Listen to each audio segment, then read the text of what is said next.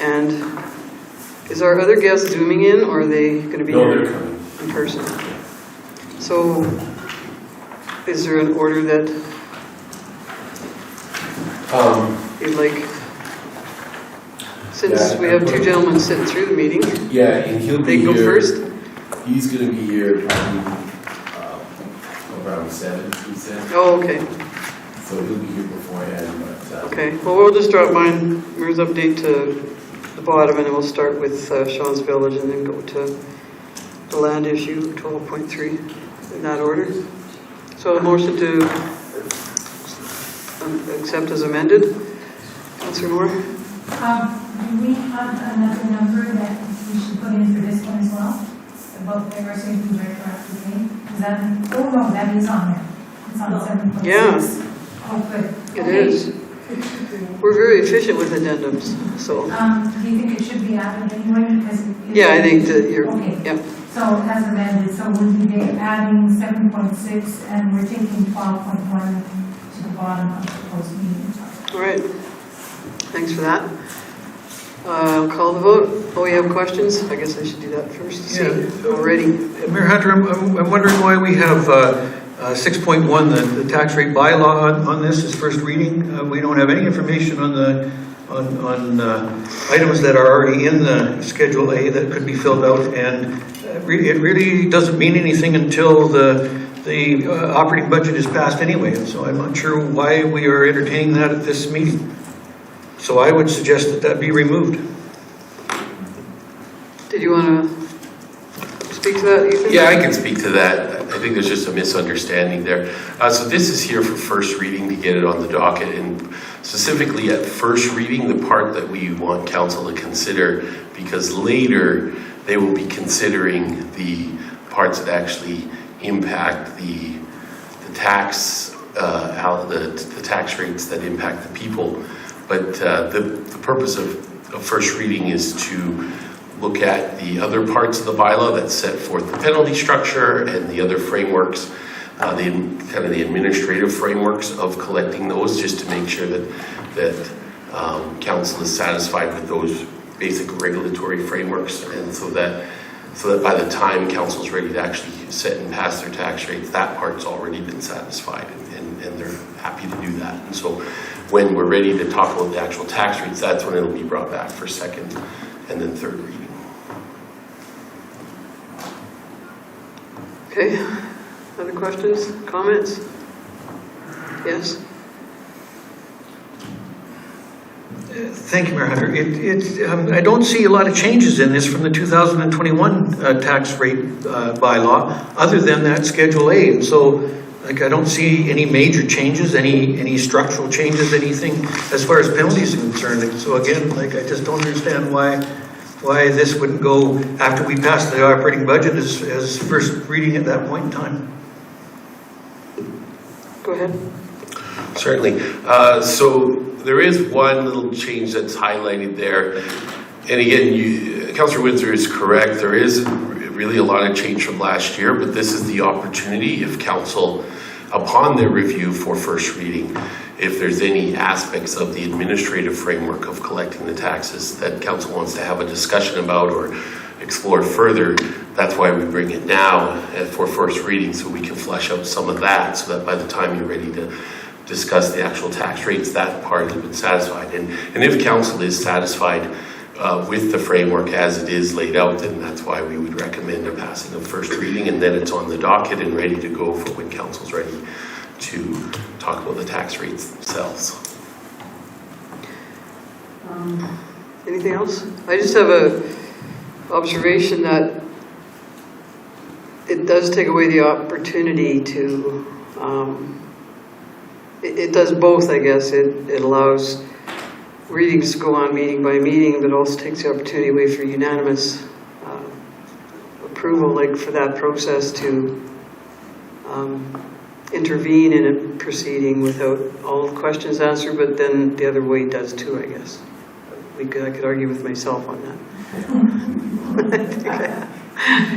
But I just wonder if it's not worthy of consideration in the future when that the unanimous vote is sometimes the only line of defense when we haven't got the exact budget or item period that we need, so go ahead. Yeah, that's a good point, and that's why, well, and we would hope that, that's why, I mean, we would hope that council can proceed at any degree, whether it's second reading, and as you know, my recommendation always is that unless for specific unique circumstances that we pass our bylaws one reading at a time to allow that proper legislative process to unfold. Anything else? All right, I'll call the vote for the agenda as amended. All in favor? And the amendments are? I said, Yeah, well, I can repeat the amendments. Item 7.6 is an addendum, isn't it? And item 12.1 moves down to 12.3 and everything moves up. All in favor? All right, that's carried. We have the adoption of the minutes of April 11th, 2022, the special council meeting minutes. Councillor Baswick. I'll move we adopt the minutes of the previous meeting, April 12th. No, what is it? April 11th, okay. special council.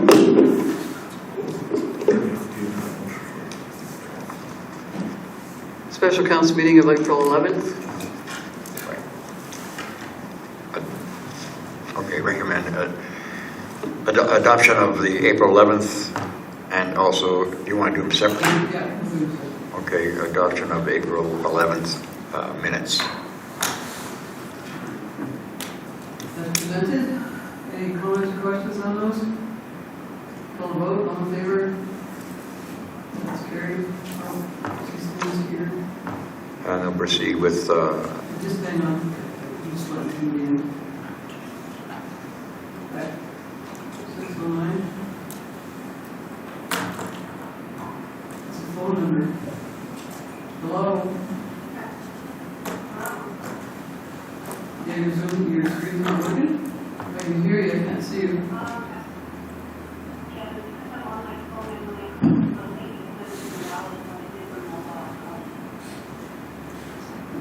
So you have no capacity to read it down like with the screen or anything?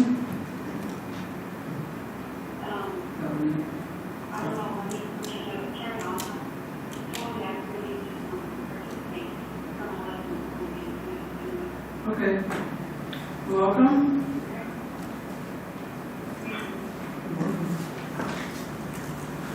And item 4.2. Councilor Bassett.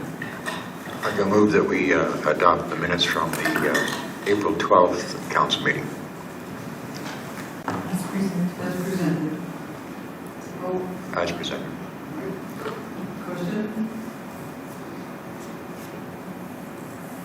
Yeah? Thank you, Mayor Hunter. I wasn't looking at you at that point. I think that probably Resolution 241-22 should probably say Councillor Windsor. I thought we were just calling you Windsor. Yeah, we're just calling me Windsor now, yeah. But for the record. Sorry, I'm sorry.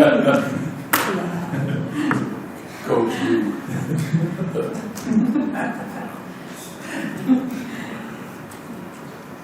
Very good observation. All right, anything else? So that will be as amended then?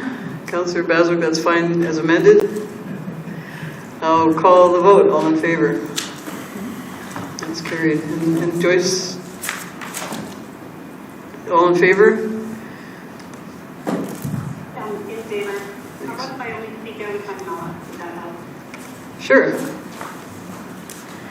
And I'll start to ask if you have any questions too, specifically, so that we can get this flown right. Okay, yeah. Thank you very much. Okay, we have item 6.1, the 2022 tax rate bylaw 22-08, first reading. There's a lot of 2022s in there, I'd say.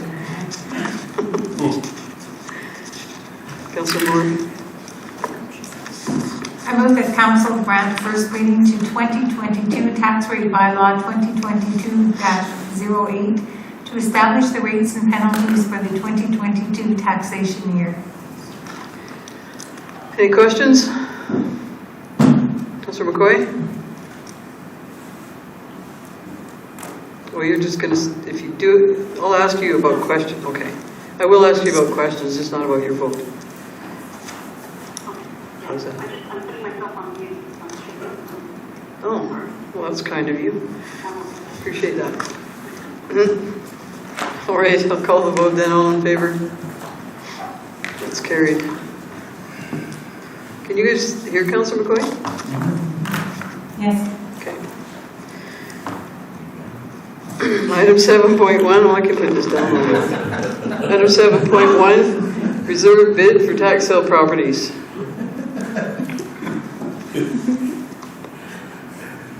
Reserve bid for tax sale properties.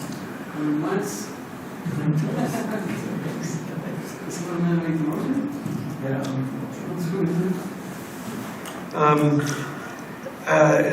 That council set the reserve bids for the following properties as follows.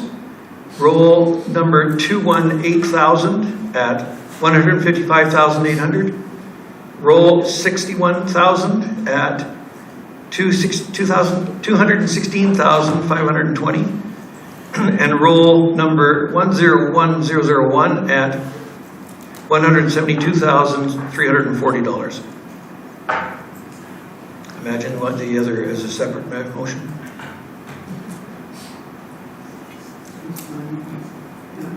And will be, And? the and will be next. Yeah. Any questions, comments? Councilor Windsor? I believe that these must be fair market values. Would that be accurate? You would have to ask. Through the chair. Yes. He's asked, go ahead. I'll have a man answer that. Good evening. So yes, the MGA says that it needs to be as close as reasonably possible to market value. So without spending a whole bunch of money, we're using the assessed value, which is supposed to be close to market value. If we wanted to figure out what market value was, we'd have to spend money on an appraisal, and so this is a reasonable way to get that value. Thank you, Mayor Hunter. So I guess I'd like clarification. Are you talking municipal appraised assessment as that reference? Yes, that's correct. Thank you.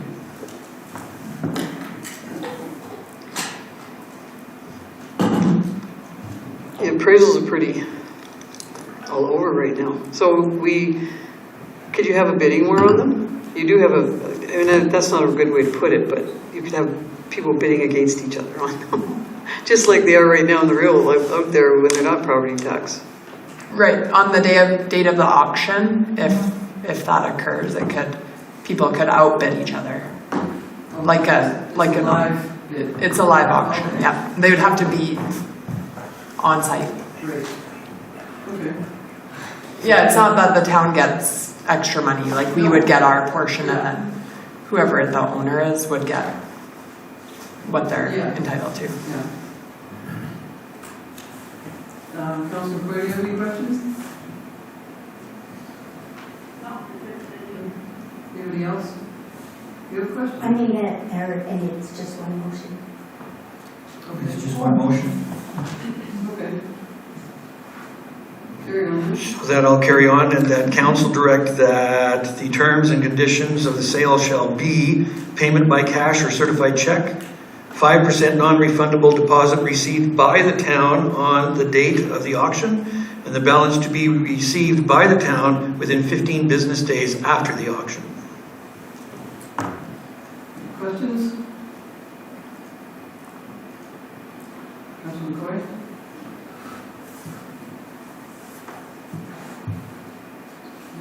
Silence means no. You have a question? Go ahead. Thank you, Mayor. I'm just wondering, okay, so you have an auction on these properties that are defaulted. So when the purchaser wins the bid on a particular property, that's all they pay is this value. Are they looking at back taxes that are owed on the property? Or they just pick up from that moment and pay going forward taxes? Go ahead, Mike. So they would get the property free and clear. But what happens administratively is the town is entitled to its taxes, and then you'd pay out any encumbrances on title, and then if there's money left over, the owner would be paid what's left. All right, any other questions? Call the vote, all in favor? It's carried. Item 7.2, the 2022 capital budget. Go ahead. I move the council approve the 2022 capital budget as amended.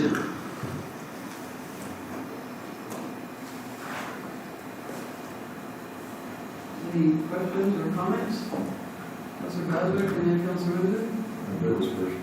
Okay. Another bidding war. Thank you, Mayor Hunter. I just would like clarification. We're going ahead with the construction project of Phase 2 this year, which we typically have done this on the capital budget. We're adopted the philosophy of doing it over a 2-year. And we still have the $84,000 for design for the Phase 2. Is that still a requirement? Is it the full 84,000 still? Or is there some savings being looked at there? Through the chair. Yeah, go ahead, Amanda. It's my understanding that the $84,000 is still required as part of the Phase 2 design and construction project, construction engineering. Thank you. Do you want to elaborate? Okay. That's your question? Anyone else? Great, Councilor Baswick. Thank you, Mayor. Is this, if this is appropriate, on resolution or whatever that RES means, 16622 on the fire truck? The question I have is, were we required to put a deposit down on this vehicle with the purchase of it? And if so, it's 1.5 years away. Is that prudent, or is that just the normal way they do stuff? Yes, we put a 10% deposit on initially, and then once the chassis is completed, there's a payment, and then at the end, another payment. And that's, to answer your other question, I believe it's at least how this company does it. That's how our last fire truck was structured as well. Okay. All right. Everybody's ready to vote on approving the 2022 capital budget as amended. Call vote, all in favor? That's carried. We have 7.3, operating budget meeting date and times.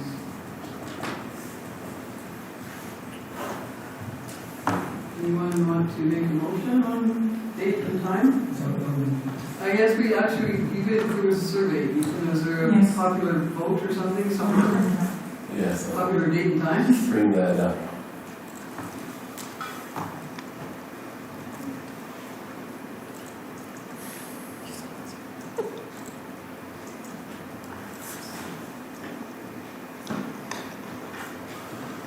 So we have, so for all the slots, there's nothing greater than 4 of 7.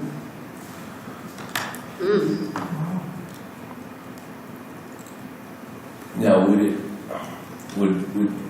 everyone possibly, the other slot we looked at potentially is maybe the Wednesday evening of that same week? May 4th? 4th. Councilor Moore, May 4th, good? We'll start with the date first and then we'll talk about time next. Yes, I'm okay all day on the 2nd, but the afternoon I'm interviewing CEO candidates on May 3rd, but May 4th would be fine. Okay. Not for here.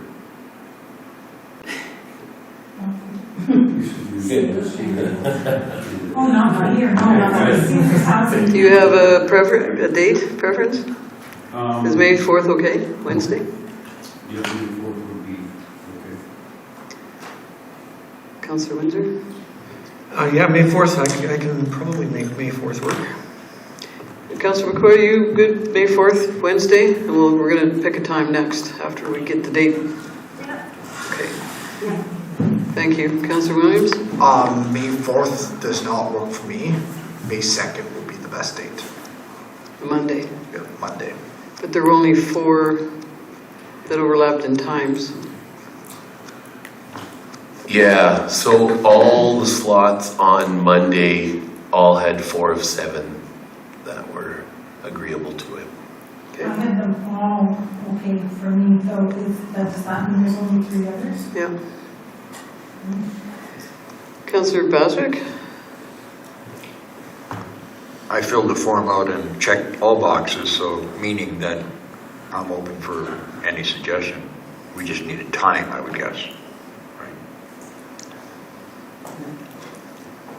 Yeah, so that means Councilor Williams isn't available on the 4th, so it is on the 2nd. So you're available on the 2nd? Oh, yes, You're available on the 2nd? and so is John. How did that happen then? He never did Nobody had to say the times, right? My phone, sorry. For the 2nd, I think I marked down 3 to 7, 4 to 8 on the 2nd, but I can make 2 to 6 and 1 to 5 on the 2nd work as well. So you can work on the 2nd. That's Okay, good. so what times would be, any time for you on the 2nd? I'm always available. And when we got a life, right? That's all I like. Well, except Saturday, we have to meet with Elon Musk. Okay. Nice. Councilor Windsor? Yeah, I'm good from 2 to 5 or 4 to 6. I'm good. Sure. 2nd is You're good. good anytime Monday. On Monday, absolutely. I think I asked you already. Yes, The time is anytime. anytime. And Councilor Abel? 4 to 8. 4 to 8.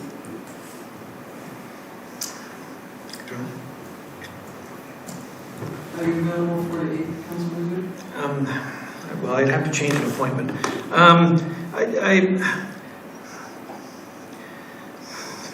I'd have to change an appointment in order, or I wouldn't be there. One or the other. I know there's always an inconvenience. It's who's willing to flex. So Councillor McCoy, any time between 1 and 8, or you have a specific time? I have to switch, but I can use that between 3:30 and 5. Oh, And but I didn't decide that the other than that. yeah. Thank you. Well, there's 2 that are, these get really difficult because someone can make it all the time, someone can make it sometimes. No one should be left out. And I'd like everybody just to think about next year that we should be a little more flexible for the budget season. I think it's important. It's one of our priorities, so. Who is willing to flex her time on Monday? Councillor McCoy? Well, you don't have any time to flex. You said you were good. And Councillor McCoy, you're willing to flex your time Monday? Yeah, I'll just have to count for you, that's fine. Deputy Mayor? I can't make it 4-4. It's not about being flexible, I can't be there. Councillor Windsor? I'll have to change an appointment, that's all. Okay, so we have 2 willing appointment changers. So Monday it is from 4 to 8, I guess. should we clap or something? Like, just so we achieved a date and time? And we're not letting you out of here until there's some numbers done. So that's why ending earlier would have been, I don't really want to be here till 9, so go ahead, Councillor Williams. Thank you, Mayor. I move that council set May 2nd at 4 p.m. to 8 p.m. for the next operating budget meeting. Where would you like that at? Why? At the ledge. Okay, I'm not going to have any more discussion then. I'll call the vote. All in favor? That's carried.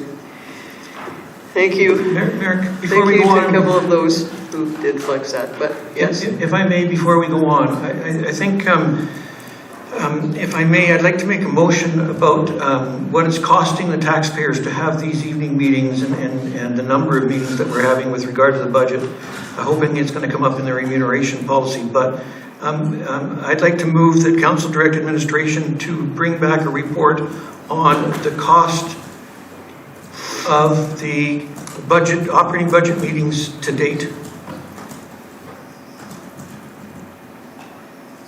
For everyone that's here. The administration and council. How's everybody? Can we have that on Monday? No. That's the next meeting, I think, or in our next budget talks, or something, or our, when we start talking about budget again. Any discussion on that? I think it'd be interesting. I think it helps our process for next year. Eyes open. Yeah, I know. Thank you for that. Because I've been given heck by a few people for... I always have to turn off and on and off and on, but I'll do that. Any other... Councillor McCoy, do you have comments at this point? For seeing the numbers on... Okay. Deputy Mayor? When are we wanting it brought back for? Is there a time? Because I think we're pretty busy with them at the moment. I think it should be brought back after we're done all the budget meetings, don't you? I think that would make sense. Yeah. And when we're talking about the process going forward, so. All right, I will call the vote. All in favor? That's carried.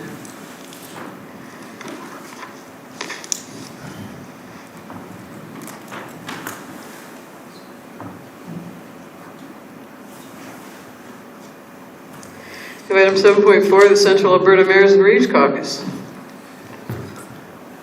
Councillor Hazard. I would move the council endorse Mayor Hunter's membership in the Central Alberta Mayors and Reeves Caucus, and that this appointment be added to the committees for mayor's appointment on the council 2021/22 council assignment list. Thank you for that. Any discussion, comments? Deputy Mayor? How often does this group meet? Quarterly, it says right in here, does it not? That's what I'm trying to Quarterly see. meetings effective May 19th. Yeah, quarterly. Okay, thank you. We're bringing them to Disbury at one point too. Read that, right? Any other discussion or questions? Call the vote. All in favor? That's carried. We have council absences. And Councillor Windsor asked that this be on the agenda, so I will.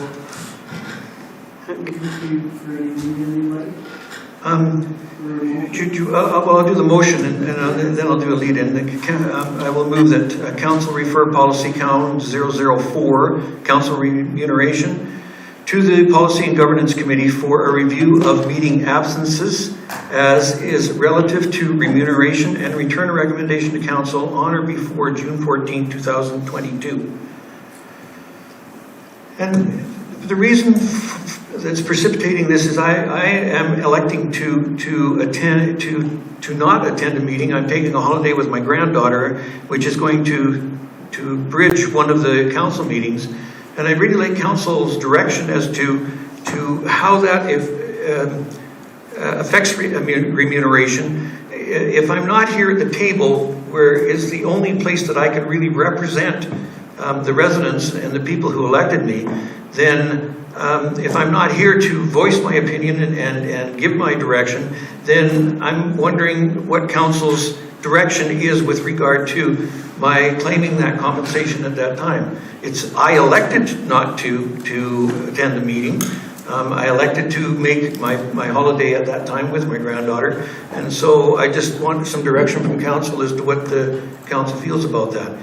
And the reason I was suggesting it be referred to the remuneration or the policy and governance committee is that I think there's a whole gambit of different things, absenteeisms that aren't covered in the remuneration policy. And so I think it would be a good thing to explore all of those absenteeisms and how the remuneration should be looked at with regard to those absenteeisms. Okay, any other comments? Councilor Moore? I believe we already have not anything for a one-time absence, but for 3 unexcused absences, then there are consequences. But I don't think that anybody's done 3 consecutive unauthorized absences, and certainly having one here or there is likely for all of council. So I don't really see the need to do this, and I don't want to get too much into the weeds here. I don't think it's an issue. People are here if they can be here. So I will vote against this. Any other comments?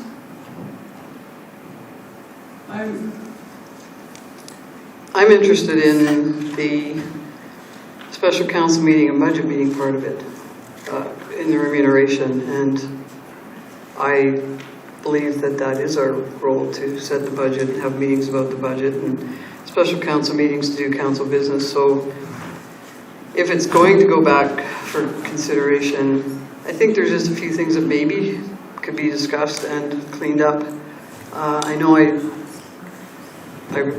did talk to somebody about in past days when you have so many special council meetings or budget meetings a year that are included in your remuneration, and then after that number is met, then there would be what's the word, on the remuneration for those meetings, but there's an hourly rate or whatever it might be.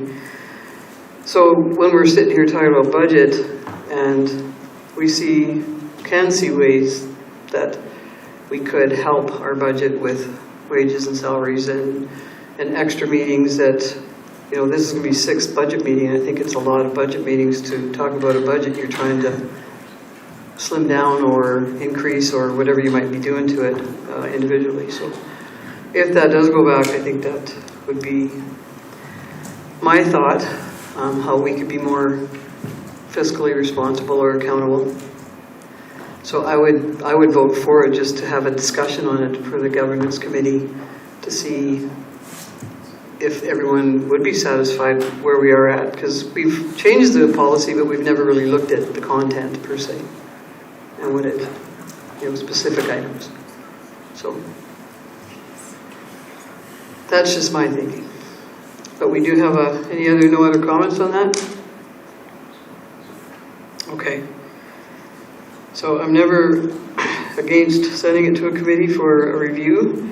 There is a motion to send it to the Policy and Governance Committee for a review.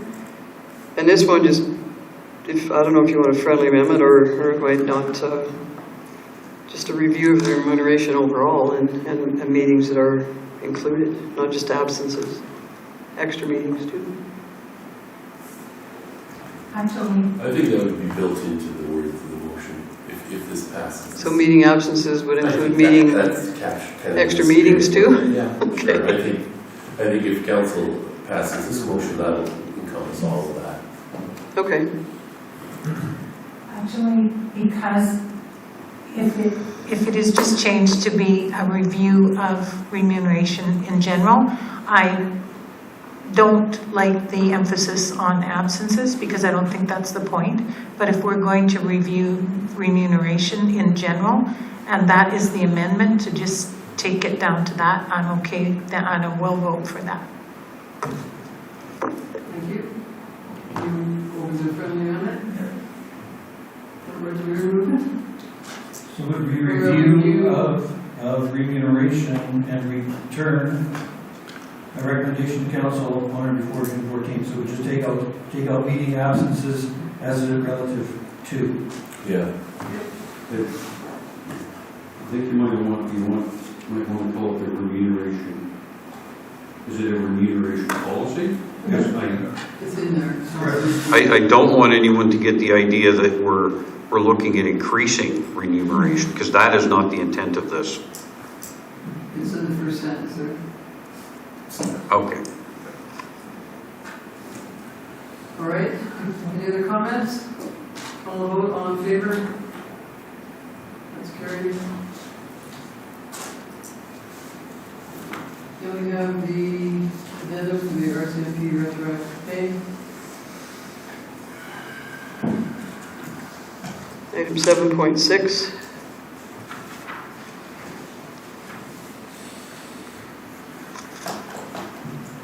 Councillor Williams. I move that council accept the update as information regarding the advocacy efforts of Alberta municipalities and Federation of Canadian Municipalities to relieve/remove the responsibilities for RCMP retroactive pay for municipalities. Thank you. Yeah, but is it the federal level that they're going to engage with municipalities? We have many years to wait for that answer, right? Or maybe just one, who knows? All right, any other comments, questions? Call the vote, all in favor?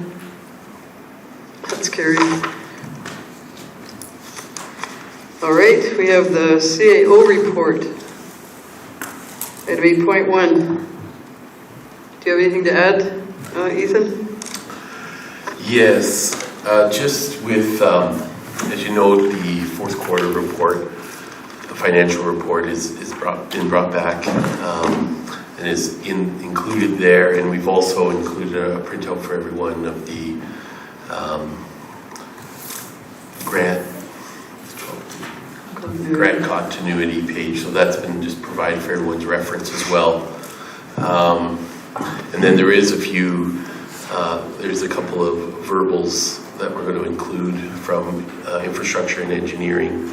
But maybe before we get to that, I'll open if there's any questions about on the financial side first. Questions? On the fourth quarter report, and I know I'm probably will be another debate with myself on the Turning on my mic, but I'll choose to turn on my mic. And just on the fourth quarter, am I correct to interpret, Amanda? Like those bigger numbers in the 20 on the actual, how they've gone up. There was a 1,200, and the Memorial Complex was a 1,200% increase come the fourth quarter. But is that just adjusting things at the last 3 months of the year, putting them where they're supposed to be, and that's one. There's many that FCSS 170 or 177. Sorry, that's not the right one. I'm looking at the wrong side. But some of the expenditures, I'll look at those instead. So there's, went up from at the arena 166 in the third quarter and a double to 332. So is that just adjusting things to where it needs to be? And I don't mean to pick out recreation. I could go to RCMP, and that was maybe the 460,000 from 74. That's just again put numbers and money because of grants and allocations that need to be done at that time of year.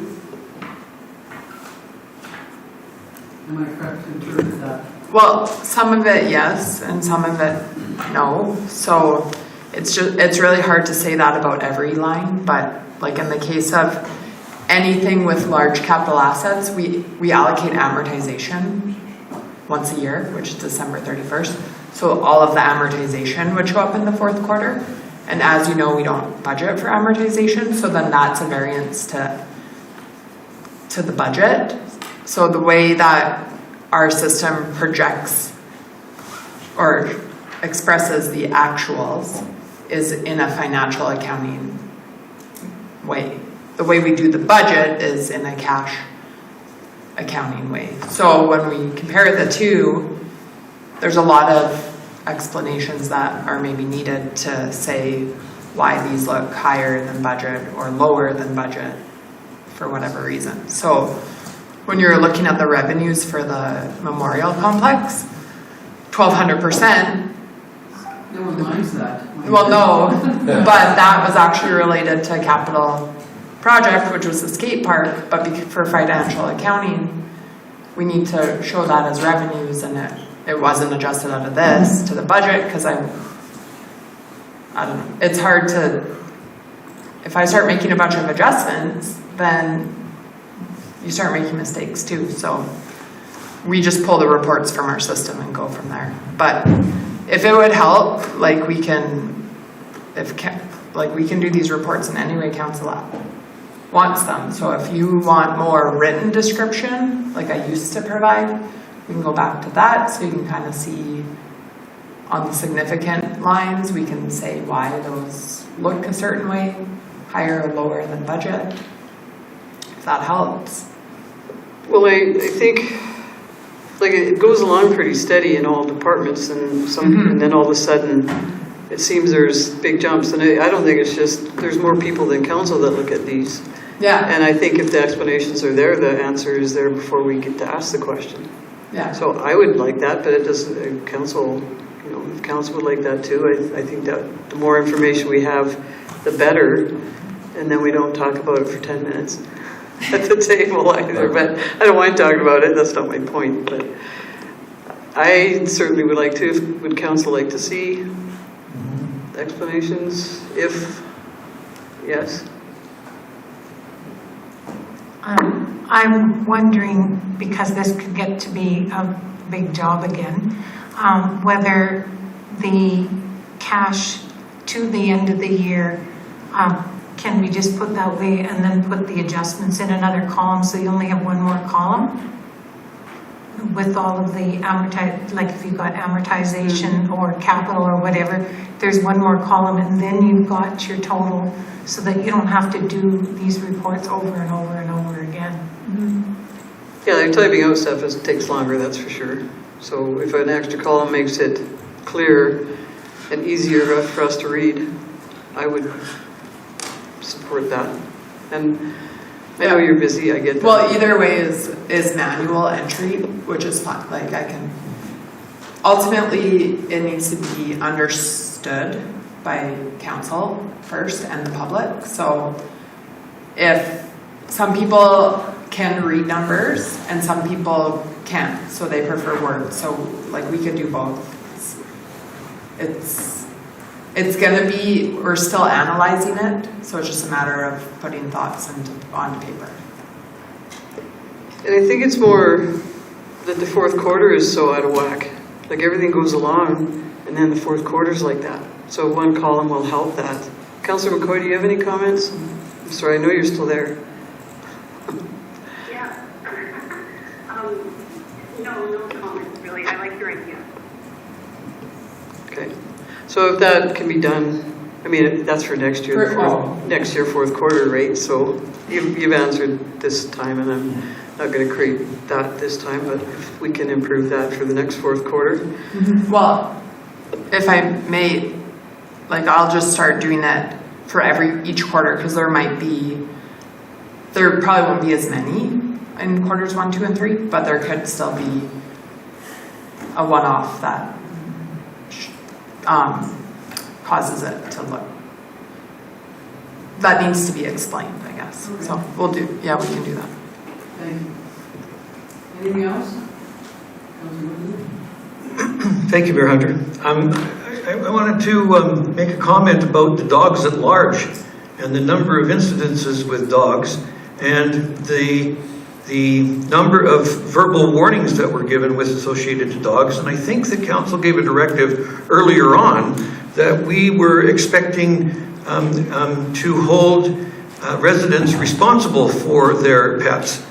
And I don't see a reflection of that in this report at all. I see exactly the opposite, in fact. So I would like to, I don't know, have a comment, Mayor Hunter, about what is the interpretation of what council's directive was, I guess.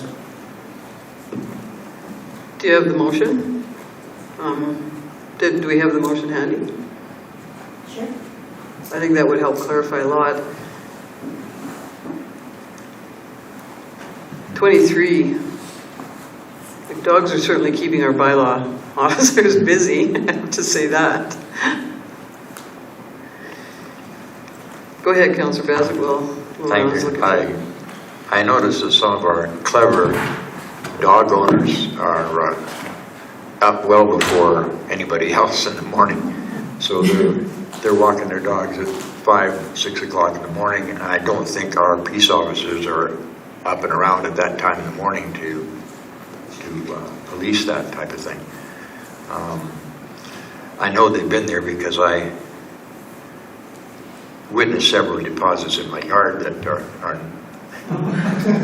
nothing that I did. Not monetary. That's right. Just an observation. Yeah. Have that room? Someone's got it open because I got read only. So,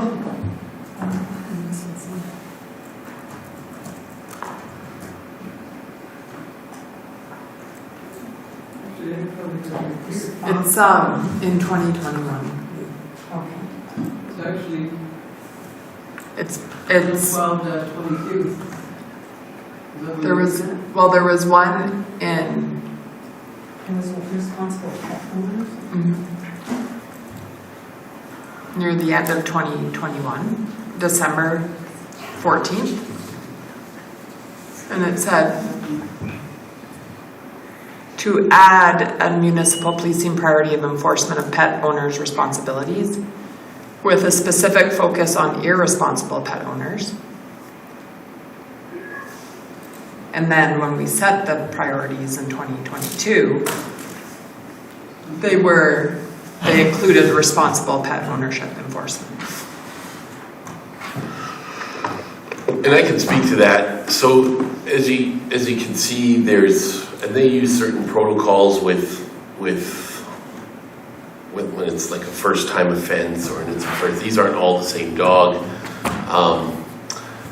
And as you see the focus there, because they have obviously limited enforcement time and because of that motion, they've been focusing a lot more on the animal enforcement as demonstrated by the increase in cases that they've been dealing with.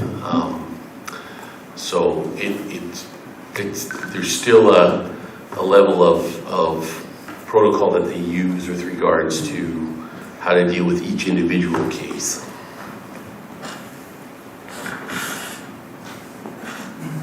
So, Councillor Moore? Oh, right, sorry, go ahead. Yes, I actually would like to say that I really appreciate 25 different kinds of solutions. In some cases, they told people about it. In other cases, they have a verbal warning, written warning, a ticket, animal welfare check. They have been working hard, and it shows that they have been going after the irresponsible pet owners. And I really appreciate this. And I think if the second, if they've had a warning of some sort, if there's reoccurrence, then there probably will be a ticket. If there isn't, maybe the owner learned a lesson and hopefully that won't happen anymore. So I really appreciate this and I thank you. Anything else on that? Anything else on the CAO report? Go ahead. Thank you, Mayor Hunter. I just want to comment about the capital gains continuity or capital grants continuity schedule, and I really appreciate receiving that. I see that there's $470,000 or $471,000 budgeted expenditures remaining, and if it would be possible, I think it would be valuable to know what those things are that are outstanding.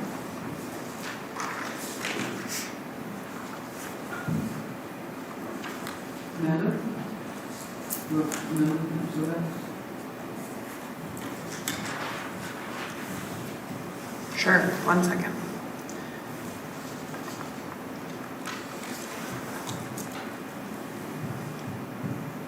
So for the CCBF, which is the new GTF,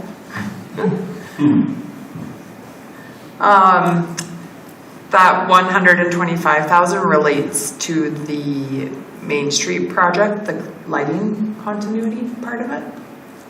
That was started in 2021. And the MSI, so that's a combination of, in 2020, there was the water reservoir project for 200,000. In 2020, there's also the connectivity project. So the last phase or section of it is 16th crossing 582. So that is already partially spent in 2022, but there's a bit remaining, I believe. And the asphalt repair equipment for 71,000. Sorry, the connectivity was 74,000. And then the asphalt repair was 71,300, which has also been paid for. So that, this is old news now.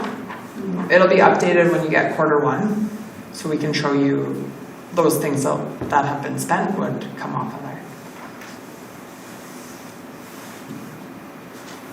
Go ahead. Thank you, Mayor Hunter. Amanda, it seems to me that the water for the 200,000 was for the land acquisition, Yeah. but there was also a capital budget item that was the design and engineering for that project was 175,000. Mm-hmm. So where do we see that in this report? That was funded with the reserves, so it's on the reserve continuity part of the report. And it's in the column called transfers outstanding at December 31st. So second last column after the yellow. Thank you. You're welcome. Anything else? All right, I think you can,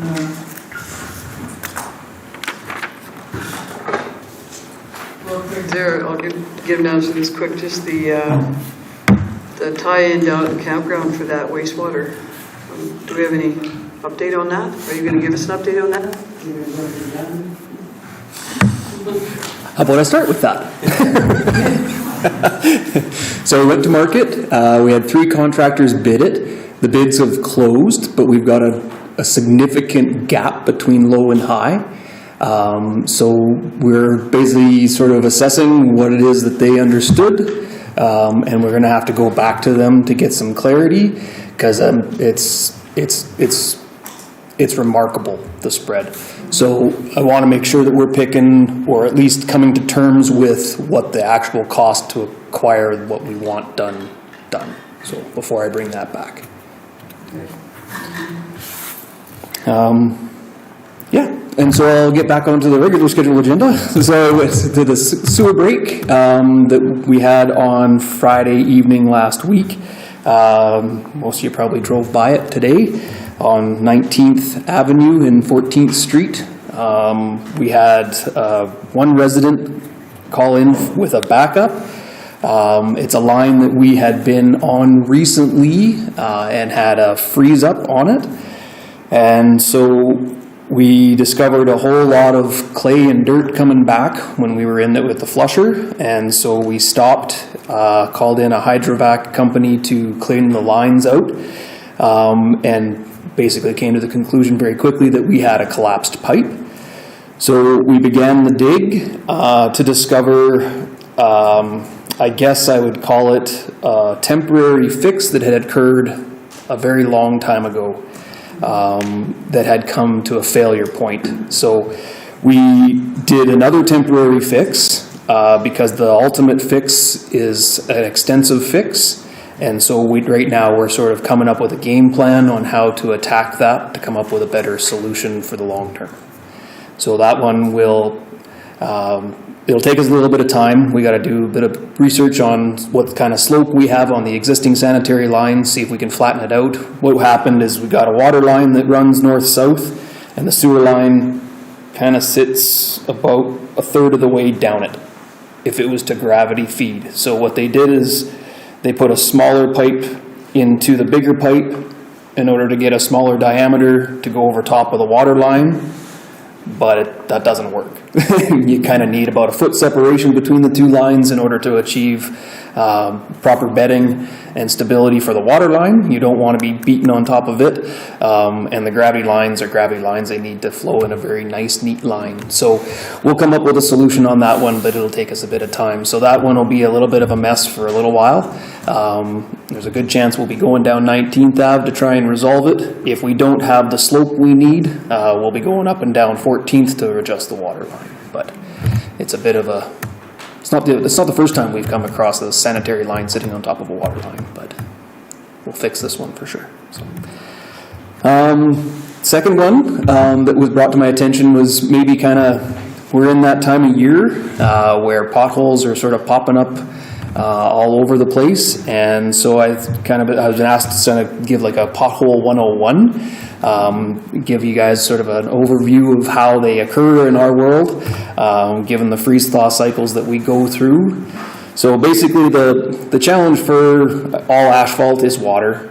We've had this kind of conversation before, but it's part of the reason why we focused on creating a storm main up into the commercial district, is to get that water off of our asphalt and away from the curb lines. So this is kind of the detriment to our system. As cars travel down the road, they create little bumps where the tires go, so we get a high spot in the middle of each lane, low spots where the tires are. Those low spots then collect water. If there's cracks in the surface, which are inevitable with asphalt, that water gets down into the subgrade, and as that water gets pounded into those cracks time and time again, it pulls out sediment. And every time that sediment comes out and gets to the surface and gets washed away by the rain or the thaw cycles that we go through, it creates voids. And those voids then lead to bigger problems. So it's never something that happens overnight. Potholes develop over years. And if we were able to paint the roads with tar and create a sealed surface all the time, we'd have very few potholes, but that's not a cost-effective way to manage our system either. So there's a bit of a balance there that happens to try and keep the water from impregnating down into the subgrades, as well as trying to sort of just manage the cost of that process. So what's kind of happened as of late is we've had very consistent warming periods for 2, 3, 4 days. Creates a lot of water sitting around, and then we get a freeze. And so that water gets down into those voids and has not helped us. So that when water freezes, it expands, and that then creates a lift on the asphalt that then as soon as it thaws around again, that action of putting that asphalt back into place disturbs lots of sediment, and then you lose your control. And so potholes will just materialize. They seem to be overnight, but the process that it took for that to happen happened over a course of years. So what we're experiencing right now is a lot of that superficial movement of asphalt. So the water break, we've had reduced staffing over the last little while for some reasons. And so we haven't really had a whole lot of time to get anybody on the asphalt repair equipment, and we haven't been able to do a quality job of pothole repairs using just our standard methods as of yet. So we're hoping that we can get through these sort of difficult times and into a position where we've got proper staffing to get the equipment out on the roads doing that work while we're still maintaining the critical systems of water and sewer at the same time. So I have a great YouTube video too. If I can share it with you after the meeting, I will. It's a practical engineer. He's got a YouTube video, and he goes through this. He's got great graphics. So if you guys have 9 minutes, I'd highly suggest watching it. But it's really entertaining. Thanks for that. Questions? Comments? I know everybody always wants to This is a horrible time of year. for, in Alberta for thaw and roads and potholes, but thanks for the update, and I think we're going to have a little bit of a, I'm going to share that in my note. Craig's going to give a Cole's notes on that, just so everybody's, it doesn't always satisfy everybody, but there is an answer for why Alberta goes through these kinds of situations. Councillor Bennett. Thank you, Mayor. Craig, just a quick one from me. That, I appreciate how quickly that happened. Like it happened Friday and it's filled in, done. So, good job. I think you guys acted quickly. You're on it right away. And I guess that's kind of what we expect, but that's not really what we should expect. But I just appreciate the quickness with which you did that job. Yeah, I'm sure the people are happy too. We don't know what job, but we won't ask. Is that Councillor Moore? Just wondering about that YouTube video. If it's only 9 minutes, maybe you'd want to just send it to all of us. And I think it would be an interesting thing to have, if it's a sort of a Cole's notes as to how potholes happen or how to fix them, if it could be on our website for a little while, since this is such an interesting topic to a lot of people. So if you wouldn't mind, I wouldn't mind making a motion to that effect. Would you mind doing that? I was actually discussing that with Nicole, and we were going to sort of run it by Ethan about posting it online to get it out there to the public, and because it does go through the how does it happen, and then it also goes through how do you respond to it, fact as well. So it's pretty informative.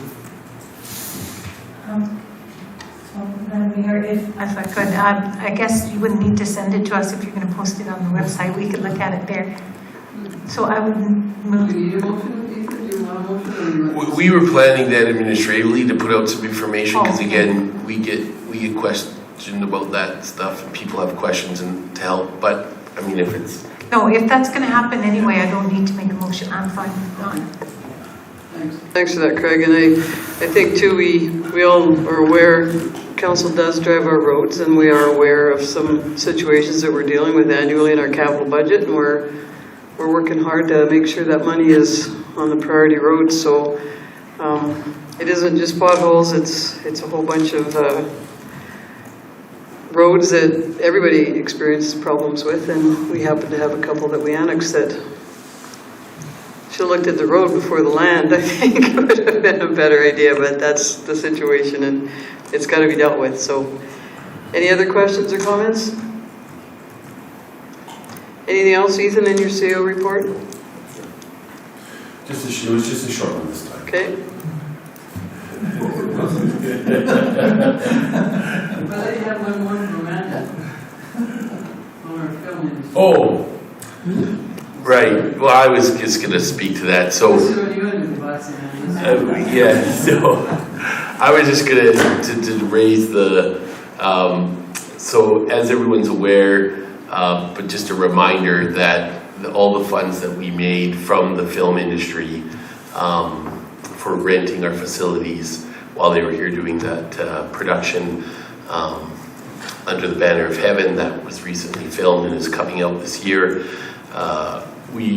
that's been put into our economic development reserve funds, and we did get a substantial check right at the end that it was for some extra use of our space that they needed over and above the allotted time, but there was some extra put in there for the town's purposes, so that was an extra $20,000, and that's also been put in the economic development reserve fund. So Great, and that is being released on the 28th in the States, so we have to figure out a way. But talking to Matt, there's well over $500,000 spent here on rentals, and that does include restaurants, gas stations, retail. So what a great production, number one, and it's going to be an exciting series if everybody can watch it.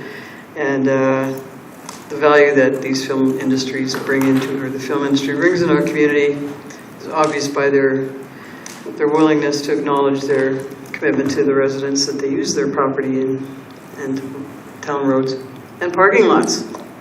So, anything else?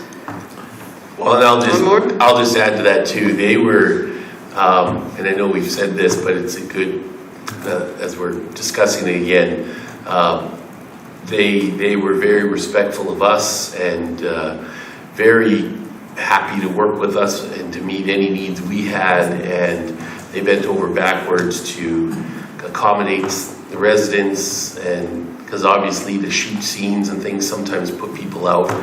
And they were very generous with the residents that were inconvenienced by that, and they bent over backwards to meet any concerns that people had, or to go the extra mile when people had unique concerns. They were just wonderful neighbors to come, and their presence here, they were just a wonderful presence, and they conducted themselves with humility and grace and kindness for everybody, and they were really a wonderful presence to have in the town. And I'll close with saying the location managers have a guild, and we have the location managers here, and they have an article online called The Compass, so next month's edition will feature Under the Banner of Heaven. So if anybody wants to look that up, it's online. And lots of pictures and focus on Disbury in there. So we do need a motion to accept the CA report as information. Councillor Bazard? I'll move that we accept the CAO's report as information. Okay, any other questions or comments?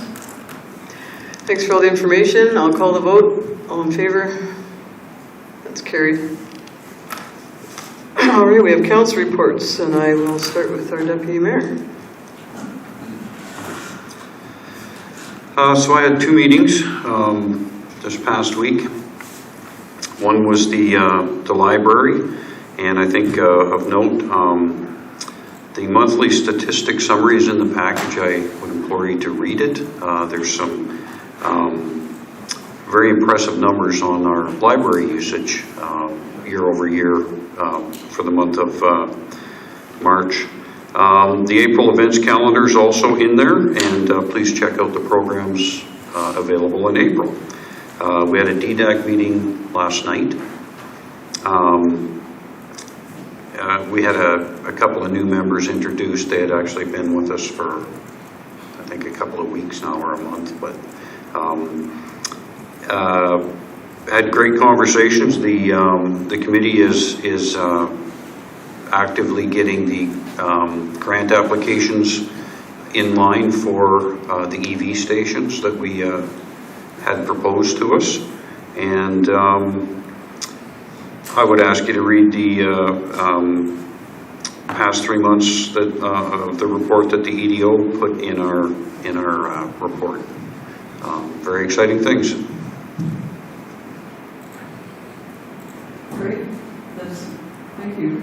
Councillor McCoy, do you have anything to add? Councillor McCoy? Okay. Councillor Windsor? Thank you, Mayor Hunter. Parkland Regional Library, they are doing their strategic plan, and I intend to attend that workshop on May 4th, and that's not expensive, so I'm doing that at my own time. Waste Commission, the financial statements are delayed for some interesting reasons. And so we didn't get them presented to us yesterday, which would have been the scheduled meeting. The meeting is going to take place on Friday now. RDR MUC, we are working with the Acadia group with their application for a Crown Water Reserve for irrigation on the east boundary of the province in the Acadia Valley. And the rest of my report is in the external reports. Thank you. All right, Councillor Moore? Thank you. I guess the most noteworthy thing is that we're now at the interview stage for CAO for the Mountain View Seniors Housing, and so we have excellent candidates, and I think that this is going to be an exciting time for us. since we've transitioned out of the healthcare portion, we can focus on the thing that we're really good at, and that is housing for seniors. So looking forward to the transition and also for you having lower requisitions next year. Thank you. So we, Councilor Williams. Thank you, Mayor. This past week I attended the Disrupt Historical Society meeting. I was unable to attend the DDAC meeting yesterday, but I do have a report from the Historical Society. They are celebrating Queen Elizabeth Platinum Jubilee on Saturday, June 4th and June 5th. They have tons of celebrations planned in partner with the library, tons of kid activities and a luncheon. So I encourage you to attend that. I'll share the poster with everybody later. Also, they are having a seniors breakfast on June 7th, and they're looking for volunteers. So if you're interested in volunteering, I will be out there. And that is what I have to report. Thank you. Sure. Thank you, Mayor Hunter. Councillor Williams, you and Councillor McCoy are cooks for the chili cook-off. Have you got a report, anything to say about what's going on for the chili cook-off? I can speak on that. Yes, we have a chili cook-off this Saturday. I'm looking forward to competing and bringing home the title against everybody else. That's it. Everybody can purchase a ticket and go vote on the best chili. So talk to the chamber. It's 11:30 to 2:30, I believe. Not the cooking, but the tasting. And you get a bowl and a pen and a vote. So thanks for doing that to Councillor McCoy and Councillor Williams. I'm sorry I can't be there to vote for you. Councillor Baswick. Thank you, Mayor Hunter. We haven't had a MPC meeting that's coming up, so there's nothing to report there. That'll be tomorrow night. With the Water Commission, we had two major meetings. One was a business meeting, and the other one was a, what would it be? Project planning meeting, basically. And out of the first one, the first important thing was the Commission's putting away $500,000 a year in preparation for the potential pipeline to Glenfer Lake. And that's where our water will eventually come from, but it may be 5 years from now, but we're storing money away for that. The next important thing that came up was initiated by our engineer, Greg, and to provide some type of solution for the water losses. And the water losses that it's being experienced by pretty well every community. And Greg brought that up. So they suggested two solutions that they're going to work on. And they'll apprise our engineer of what they're doing at that time. That's basically it. Are other municipalities experiencing it to great degrees, or is there any conversation on that? From what we hear, they're doing about the same thing, about anywhere from 200 to 400 cubes, like us. And targeting this and isolating the areas is hard to do. The other thing he came up with was, it's a metering issue. A lot of times we do, at the Commission, we use the best meters we can get for metering the flow. Unfortunately, some of the communities have a tendency to go low-key. So they'll buy, because of budget, they'll buy lower-end metering systems, whether they're turbine, ultrasonic, whatever they might be. So there'll probably be a recommendation that we try to coordinate and get everybody on the same page as far as the metering goes, and that would get a true correlation between what they put out and what we receive, right, and what we deliver to our customers. So that's another thing that was, thanks for bringing that up. Yeah, thanks for that. Is everybody here raining out? Is that rain? It's supposed to rain, yes. Like it's pouring. That's my supersonic hearing again. I know. So I have nothing to report because I apologize that I didn't put anything together.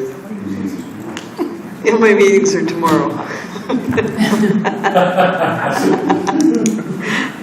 But unless there's questions, I'll take a motion to, Deputy Mayor said that, Councillor Bazook, I just said it in the mic. No, would have hurt me. A motion to accept the council reports as information. I move that we accept I move the council accept council reports as information. All right, I'll call it. All in favor? It's carried. We have item 9, which is our correspondence on the Origins Project and Bowden Days Parade invitation. Councillor Moore.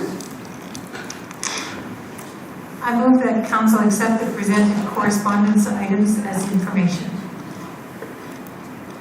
Any comments or questions? Councillor Windsor? Thank you, Mayor Hunter.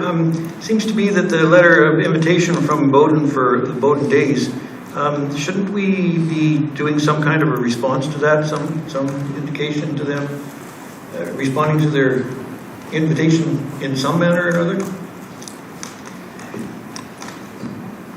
That would be a nice thing to do. Yes. Does everybody agree we'll just, sure, let's have a motion to just respond to the invitation to the parade for the Bowden Days Parade. We get a few more of them, we haven't got them yet, but we do get some invitations and that would be the courteous. The mayor send a response to the Bowden Days letter. Thank you. Call vote on favor. Carried. Do we have the other motion to accept as information? Yes, I just added to it. Thank you. Okay. Councillor McQuarrie, is going okay?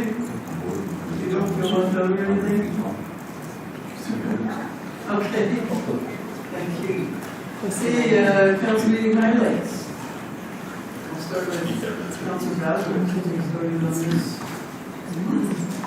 I'm not ready. I'm not kidding.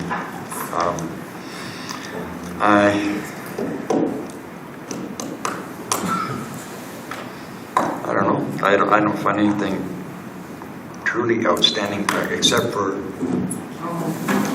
What do you got down there? Oh, except for this. okay.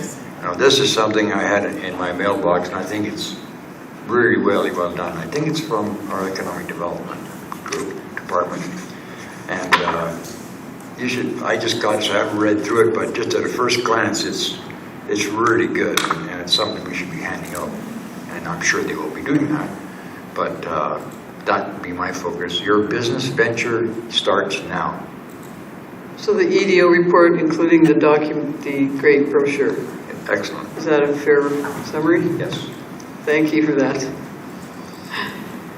And I could ask a brief response from Alexa where she did hand that out, because it has been handed out. Yes, it has been handed out. I'm sure. Actually, when I was at the ICSC in BC, I handed out about 20 brochures to interested investors. So, and also I should add that this brochure is also available in e-book format on our website, on the Economic Development website. Good. It turns its own pages, doesn't it? And ICBC, you said? No, ICSC. ICSC.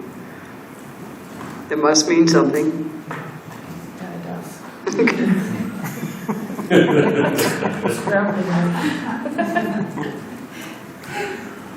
Sorry, I didn't get way out the spot. There's a lot of acronyms in our world, so.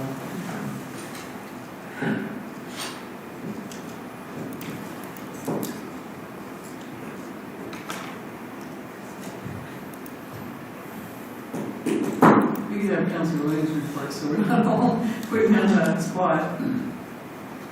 For Councilor Williams highlights, then we'll go back to Alexa. Thank you, Mayor. I think my highlight is going to be 7.2, the amendment to the capital budget. That has to do with the work being done on 24th Street, and I think that's going to be a great project, and I cannot wait for that project to be done. So that is my council highlight. So Councillor Williams, Craig just said he would like that expedited, that project? You don't want to know the cost of that. Go ahead, Alexa.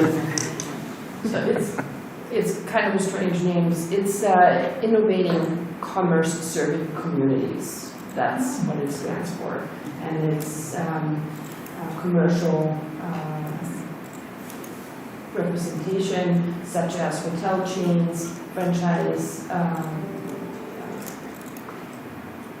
representation, as well as property developers in general, architects, retailers, and a lot of realtors as well.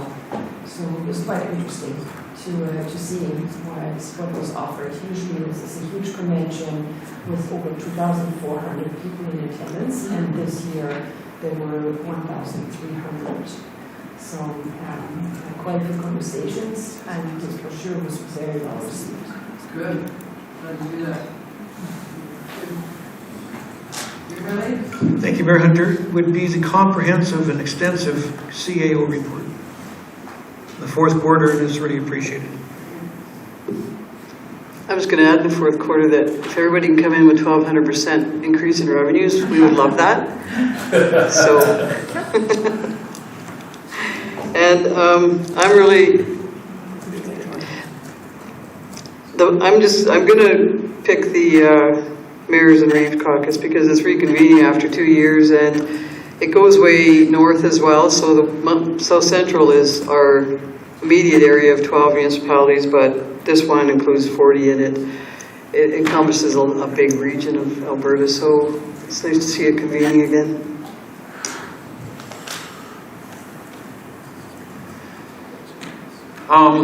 After all of those, I would put the pothole information that will be available on our website to help people navigate why they happen and hopefully relieve some of the stresses that people feel at this time of year, and understand that it takes a little bit of time now to get ahead of them. You don't know where they're coming from. Thank you.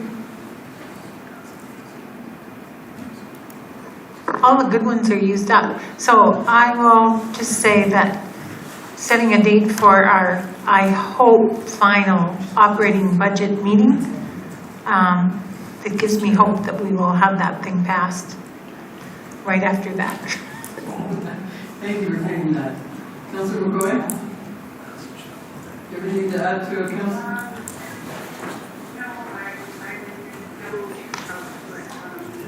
Deputy Mayor said about your comments. I totally agree. Great. Thank you for that. And then we now have question period, and I don't know if there are any questions submitted or our gallery